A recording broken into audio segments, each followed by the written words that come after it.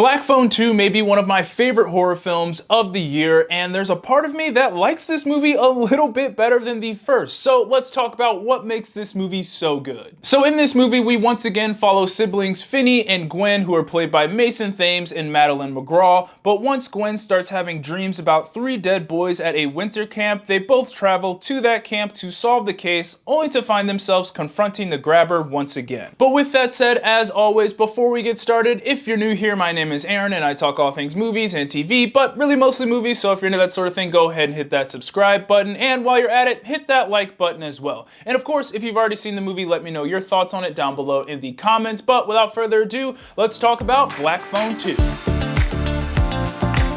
Jumping right into what makes this movie so good, and the first thing that I have here is just the overall direction of this film. Now, I'll admit, I was a little skeptical going into this movie and how they would go about it. With the grabber dying in the first film, I was curious how they were going to be able to bring him back and not make it feel forced. And after seeing this movie, I can happily say that I love the way they incorporated him in this film. Yes, he was basically just Freddy Krueger in this with a couple of minor differences, but I also loved the background lore that they gave him, which connected him with our main characters, Finney and Gwen, and that made this story more personal overall. They really leaned into the supernatural side of things, and I think it works. Plus, they did a great job at continuing certain plot points from the first movie. In the first film, we know that Finney's sister Gwen has these dreams that either tell her the future or tell her about certain events that have happened in the real world, and in this movie we get to dive in and explore that even more, and that's where the grabber gets to come back in this movie. So big credit to everyone who was writing this film, because they were able to find a way for the grabber to organically return in a way that makes sense for this world. And Ethan Hawke once again does a great job as the grabber, as this version of the character was way scarier and way more unhinged than he was in the first movie. But that leads me to my next positive for this movie, which are the performances. We of course have Mason Thames returning as Finney, and once again I think he does a great job, but this is a very different Finney that we see in this film. In this, we see him dealing with the trauma of what happened to him in the first movie, and instead of him taking on those problems straight on, he kind of does things to just numb the pain. So throughout this entire movie, that gives him this internalized anger. But Mason Thames is able to portray that perfectly, and I truly think that this guy is going to be the next great young actor in Hollywood, because he is on fire right now. He of course has the live action How to Train Your Dragon movies, and they are working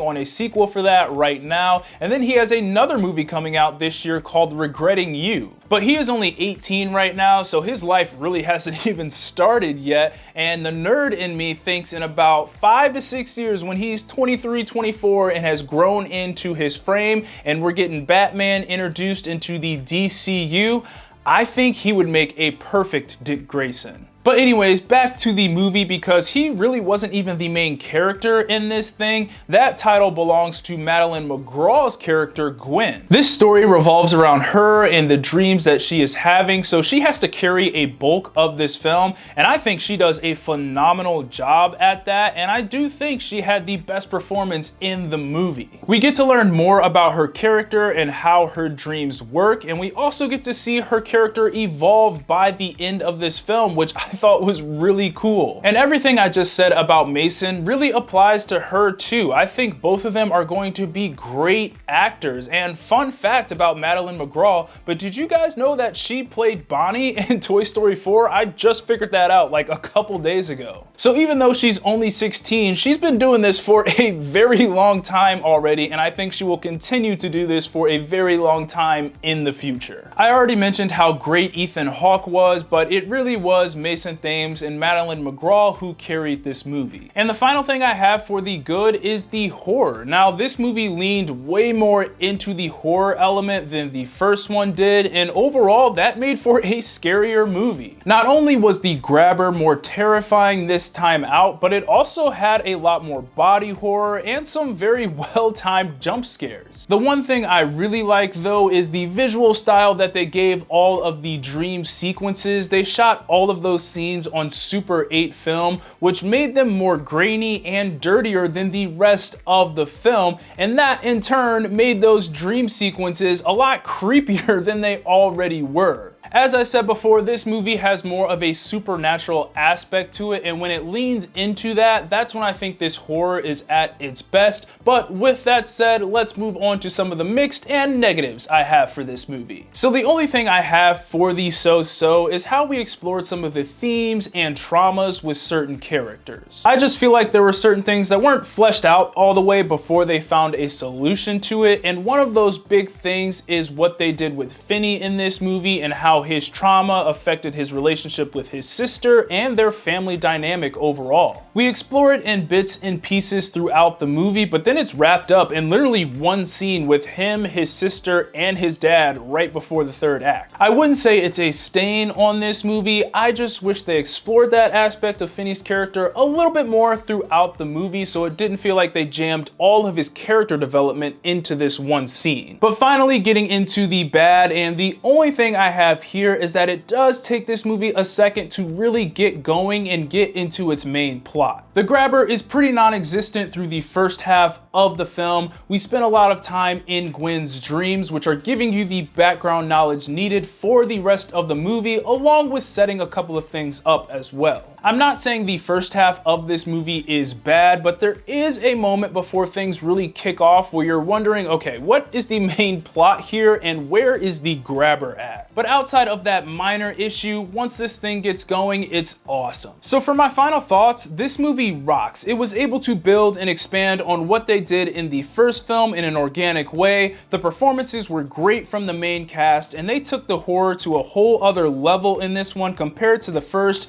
making this my favorite horror film of the year. So on my personal tier list, it goes in the good, almost great for me, and is a movie you should absolutely see in theaters. Those are my thoughts on Black Phone 2. Be sure to let me know what you thought of the movie down in the comments, and as always, be sure to like, subscribe, comment, God bless, and I'll see you guys later. Peace.